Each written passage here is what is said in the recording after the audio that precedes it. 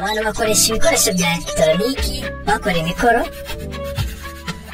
ubushakashatsi, bashyikirana n'abandi, bidagadura n'ibindi. Ariko utabaye maso ushobora kuba imbata yabyo. Ushobora no kubura amahoro mu gihe utabifite. Ibyo bishobora gutuma wirukanwa ku kazi, bikagutanya n'inshuti, ukaba wanapfa. Ese ibyo bikoresho byarakubase? Bibiliya ivuga ko tugomba kumenya neza ibintu by'ingenzi kurusha ibindi. Ibaza uti, ese iyo nari kumwe na telefone yanjye numva nabuze amahoro? Ese naba nyimaraho igihe kirekire bikabije? Ese nanirwa gusinzira kubera ko nshaka gusoma mesaje?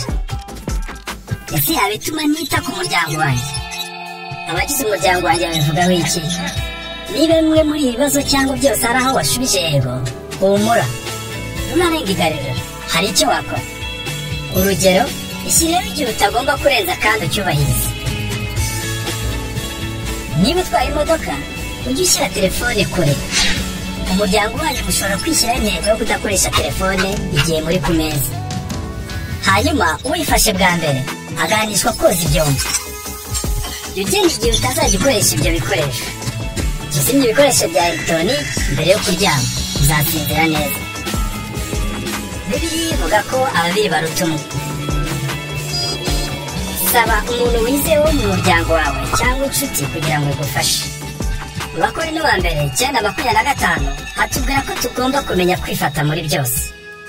Ushobora gukoresha ibikoresho bya elegitoroniki ariko ntukemere ko bikubata. Nugera igihe cyo kutabikoresha uzishima kandi wishimira ubuzima.